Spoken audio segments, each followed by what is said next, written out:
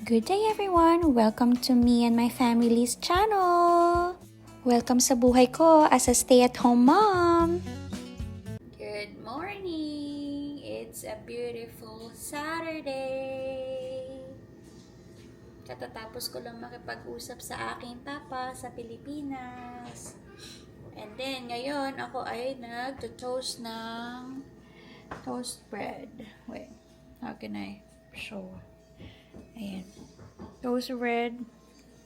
At magluluto ng spam. Kayo, anong almusal nyo? Mama, Yeah? I want rabbit shit. Can you just wait for a second? Ano ba yan? Lutang na naman ako. Laging lutang. Kasi kahapon, di ba, nag-take kami ng nap. Pinanap ko yung aking anak. Inabot na kami ng 5 p.m. And then, hindi na ako makatulog sa gabi. Hindi ako makatulog. Hanggang sa umabot na lang ng 3 a.m., 3:30 a.m., tsaka lang ako nakatulog. Tapos 7 o'clock, 7:30, gising na yung aking mga anak. So, kailangan kong bumangon. Hindi ako nakapagluto kaagad ng breakfast. Huwag sabihin na tamad ang nanay kasi yung bunso ko, gusto niya may kasama siyang maglaro sa play area. Eh, yung kuya niya, wala sa mood makipaglaro. So, ending, ako ang sumama at nakipaglaro.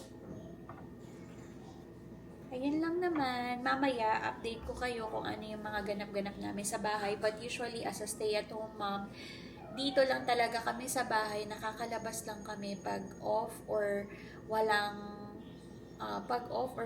ibang kailangan gawin yung aking asawa na paperworks or wala siyang gagawin sa kanyang computer. But okay lang sa akin kasi nga may mga inaasikaso pa kami. Wala pa akong driver's license. So, asahan na talaga na minsan may mapifeel mo na homesick ka or nakadepende ka lang talaga sa asawa mo because you don't have any choice. You cannot do anything about it. So, might as well na i-enjoy mo na lang yung time mo with your kids, di ba? Yun lang naman. Ang dami ko na namang sinabi. Anyways, mamaya na ulit. Wala muna kaming ganap. Pagkatapos namin kumain, nagligpit lang ako ng konti and then reply kay mother-in-law. Tapos, nakipag-usap ako sa kapatid kong bunso. And then, nag-edit ng mga video. So, ganito lang yung ganap. Pag nasa bahay, walang masyadong ginagawa, especially Sunday, hindi mo na mag-aaral yung mga bata except kay ate kasi marami siyang backlog na lessons. Ano pa ba? Hindi na daw ako magluluto ng dinner. So, lunch, si ate daw ang magluluto. Ganun lang. Chill-chill lang muna. Tapos, tatapusin ko lang yung pag-i-edit ko. Susubukan ko ulit mag-film mamaya if meron pa akong battery kasi lowbat na siya. So, yun lang guys. See ya! Bye!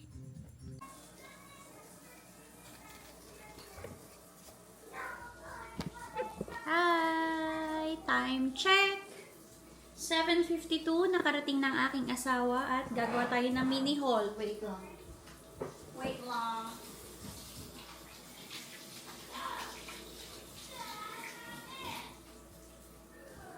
Ay. 7:52 na ng gabi dito. Nakarating ng aking asawa, may dala siyang McDonald's dinner para sa amin mga bata.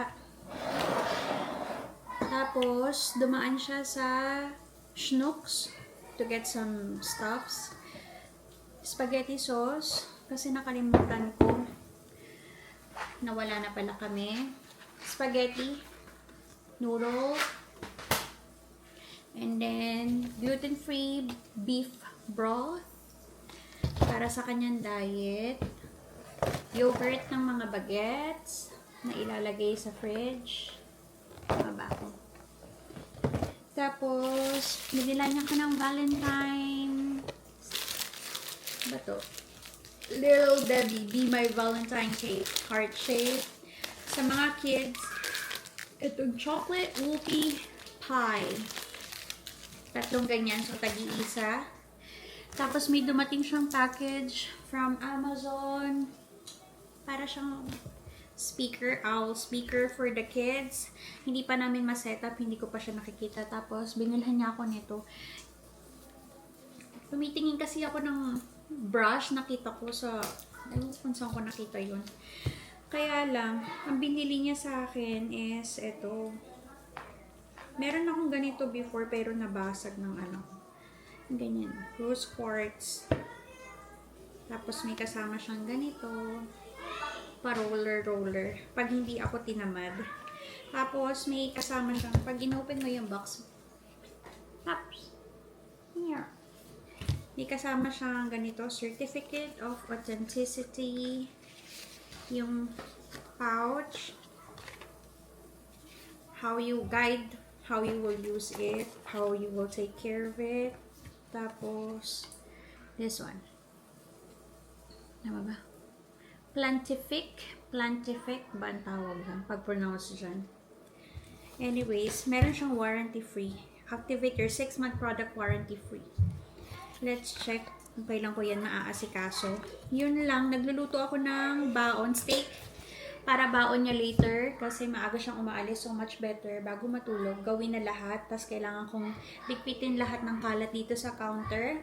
Then yun na lang siguro, hanggang dito na lang. Bye.